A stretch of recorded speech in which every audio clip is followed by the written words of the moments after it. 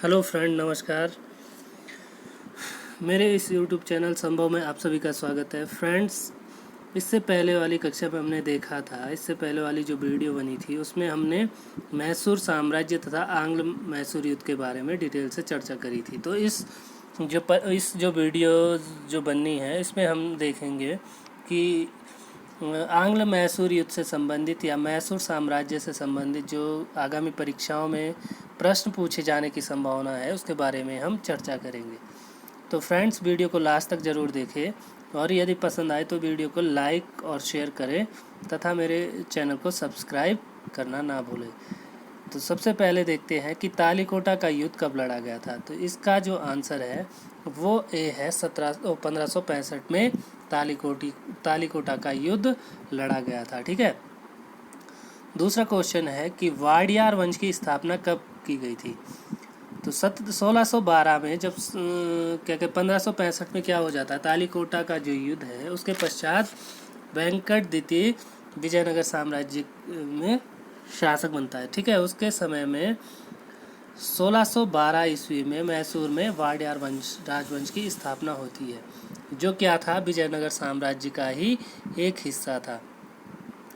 अब आगे हम देखते हैं, तीसरा जो क्वेश्चन है वो हैदर अली का जन्म कब होता है। हैदर अली की जन्म की अगर हम बात करें तो उसका जन्म 1722 ईस्वी में मैसूर का जो कोलार ज़िला है उसमें एक साधारण परिवार में होता है। उनका जो पिता थे फतेह मोहम्मद, वो मैसूर में एक किले के सैनिक अधिकारी थे। ठीक है।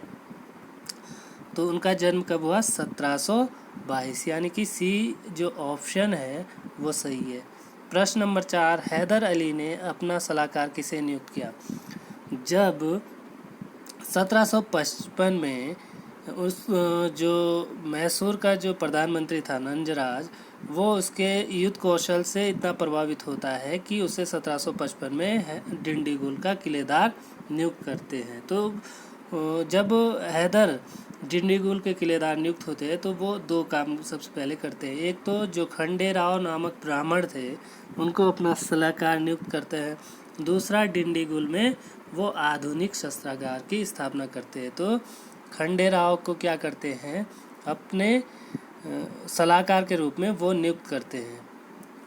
अगला क्वेश्चन है कि हैदर अली ने डिंडीगुल में आधुनिक शस्त्रागार की स्थापना कब की थी। तो कब करी थी, 1755 वो डिंडीगुल का किलेदार बनता है तो दो काम वो करता है। एक क्या करता है कि जो खंडेराव नामक ब्राह्मण था उसको अपना राजनीतिक सलाहकार नियुक्त करता है। दूसरा, डिंडीगुल में आधुनिक शस्त्रागार की स्थापना भी करता है। अगला क्वेश्चन है कि हैदर अली ने 1755 में आधुनिक शस्त्रागार की स्थापना कहाँ की।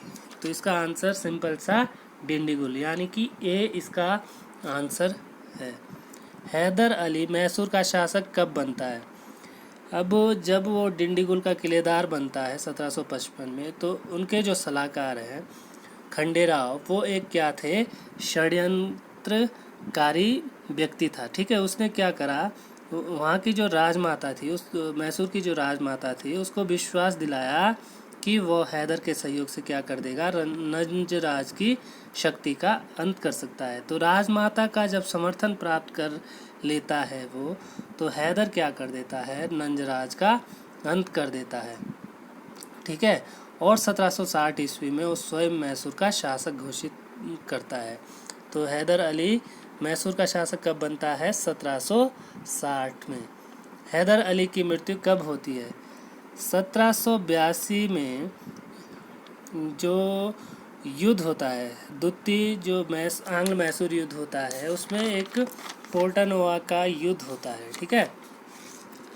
तो उसमें वो पराजित हो जाता है और घायल हो जाता है, जिसके कारण से 7 दिसंबर 1782 को हैदर अली की मृत्यु हो जाती है। तो इसका आंसर ए होगा। अब प्रश्न 9 है कि टीपू सुल्तान मैसूर की गद्दी पर कब बैठता है। जब 7 दिसंबर 1782 को हैदर अली की मृत्यु हो जाती है तो उसके पश्चात टीपू सुल्तान मैसूर की गद्दी पर बैठता है 1782 में। ठीक है। यानी कि 1782 में पोर्टनोवा के युद्ध में हैदर अली की मृत्यु हो जाती है।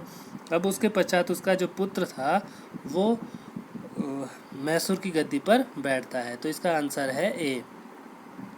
टीपू नई रीति चलाने वाली अशांत आत्मा है। टीपू के संबंध में ये किसने कहा था, ये कथन किसने कहा था?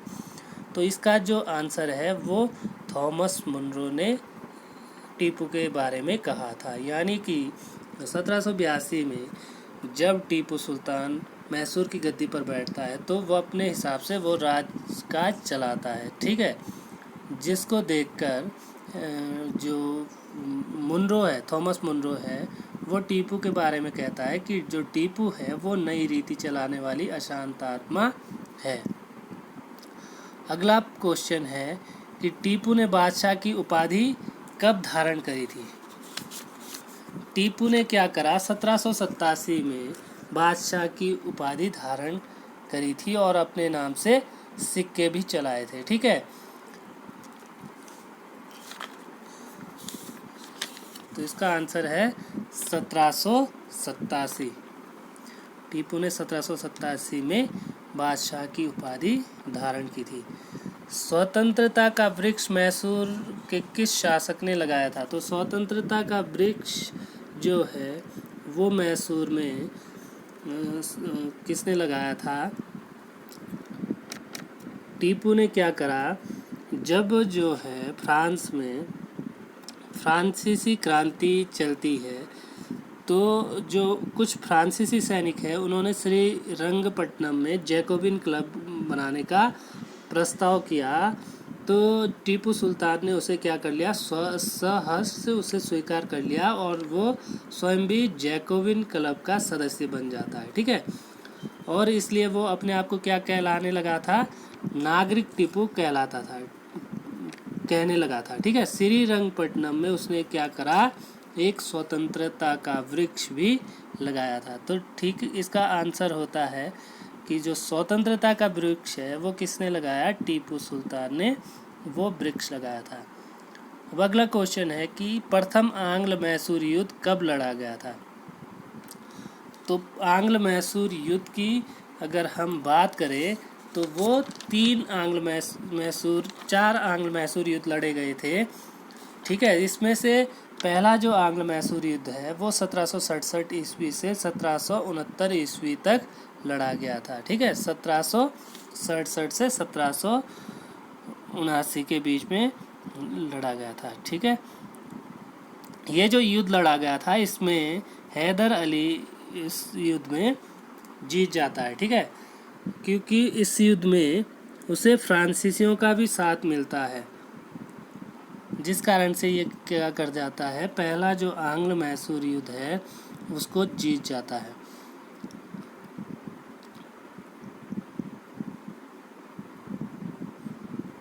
ये जो युद्ध हुआ है इस युद्ध ने क्या करा, अंग्रेजों की जो अजेयता है उसको भी समाप्त कर दिया था।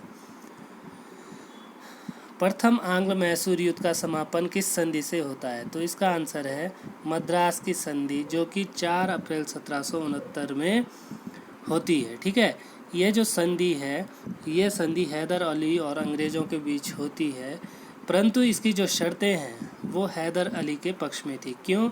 क्योंकि इस संधि में कैदियों की अदला बदली होती है और विजित जो स्थान है उसको भी आपसी में बदलाव की व्यवस्था होती है, ठीक है। यह प्रतिरक्षात्मक संधि भी थी। क्यों? क्योंकि अंग्रेज़ों ने हैदर को किसी दूसरी शक्ति द्वारा आक्रांत होने पर उसके सहायता का वचन दिया था। इस संधि से क्या होता है, अंग्रेज़ों की जो प्रतिष्ठा है उसको भारी धक्का लगता है, क्योंकि एक भारतीय शक्ति ने मद्रास के द्वार पर संधि की शर्तें निश्चित की थी, ठीक है। इस युद्ध से क्या होता है, अंग्रेज़ों की जो अजेयता है वो भी समाप्त कर दिया, यानी कि इससे पहले वो क्या थे, अजय थे। तो इसका आंसर क्या था कि प्रथम आंग्ल मैसूर युद्ध का समापन मद्रास की संधि से होता है, जो कि 4 अप्रैल 1769 में होती है। अगला क्वेश्चन है कि मद्रास की संधि अंग्रेज़ों और हैदर अली के बीच कब हुई थी? तो इसका आंसर है 4 अप्रैल 1769 में, ठीक है। मद्रास की संधि कब होती है? 4 अप्रैल 1769 में होती है। मद्रास की सालबाई की संधि अंग्रेजों और मराठों के बीच कब हुई थी? सालबाई की जो संधि है वो अंग्रेजों ने क्या करा, मराठों से 1782 में करी थी, ठीक है, जिससे कि वो हैदर से अलग हो जाए। अब जो है वो वारेन हेस्टिंग ने क्या करा, आयरकुट के नेतृत्व में हैदर से लड़ने के लिए एक सेना भेजी। जब सालबाई की संधि होती है तो उससे क्या होता है, 1782 में अंग्रेज जो है वो मराठों को मैसूर राज्य से अलग कर देते हैं, ठीक है। अब है मंगलौर की संधि 1784 ईस्वी में किस किस के बीच में होती है? तो इसका आंसर है लॉर्ड मैकार्टनी और टीपू के बीच में मार्च 1784 मंगलौर की संधि होती है, ठीक है। इस संधि के द्वारा दोनों पक्षों ने क्या करा, एक दूसरे के जो जीते हुए प्रदेश थे वो लौटा दिए तथा बंदियों को भी मुक्त कर दिया। यह संधि टीपू के लिए एक क्या थी, कूटनीतिक सफलता थी। क्यों? क्योंकि वह अंग्रेजों के साथ क्या कर गया, एक पृथक संधि, और जो मराठों की सर्वोच्चता है उसको स्वीकार करने का सफल विरोध कर सका था, ठीक है। वारेन हेस्टिंग ने क्या करा था, ये जो संधि होती है मंगलौर की संधि जो मार्च 1784 में होती है, उसकी शर्तों को बिल्कुल भी उसने पसंद नहीं किया था। उसने क्रोध में आकर चिल्लाकर कहा था कि ये जो लॉर्ड मार्कटनी है वो कैसा आदमी है। मैं अभी भी विश्वास करता हूँ कि जो ये संधि होती है इसके बावजूद कर्नाटक को वो क्या करेगा, खो डालेगा, ठीक है। अब तृतीय आंग्ल मैसूर युद्ध किस किस के बीच में लड़ा गया था? तृतीय जो आंग्ल मैसूर युद्ध है वो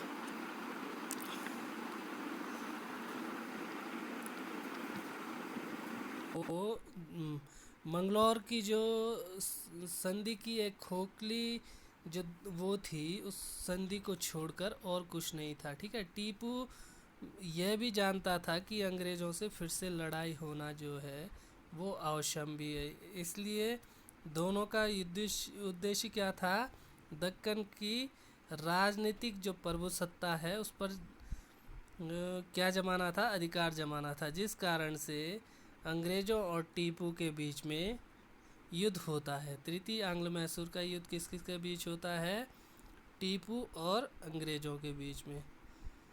अब है तृतीय आंग्ल मैसूर युद्ध की समाप्ति किस संधि के पश्चात होती है? तो इसका आंसर है श्रीरंगपट्टनम की संधि। 1792 ईस्वी में यह संधि होती है। इस संधि के अनुसार क्या होता है, टीपू को अपने देश का लगभग जो आधा भाग था वो अंग्रेज़ों को तथा वो जो उनके साथी थे उनको देना पड़ा। इसके अंतर्गत क्या होता है, अंग्रेज़ों को बारामहल और डिंडीगुल तथा मालाबार जो है वो मिल जाता है, जबकि जो मराठे हैं उनको तुंगभद्रा नदी के उत्तर का भाग और जो निजाम है उनको पेन्नार तथा कृष्णा नदी के बीच का जो भाग है वो मिल जाता है, ठीक है। और टीपू सुल्तान को क्या करना पड़ता है, 3 करोड़ रुपए की युद्ध क्षति के रूप में भी देने पड़ते हैं, परंतु जो धनराशि है वो उस समय नहीं दे पाता है अंग्रेज़ों को, जिस कारण से टीपू के जो 2 पुत्र थे वो कार्नवालिस के पास बंधक के रूप में रखे जाते हैं, ठीक है। तो इस तरीके ये जो क्वेश्चन है ये अक्सर परीक्षाओं में पूछे जाने वाले क्वेश्चन है। तो फ्रेंड्स, उम्मीद करता हूँ कि ये वीडियो आपको पसंद आई होगी। अब मिलते हैं अगली वीडियो में, तब तक के लिए जय हिंद जय भारत।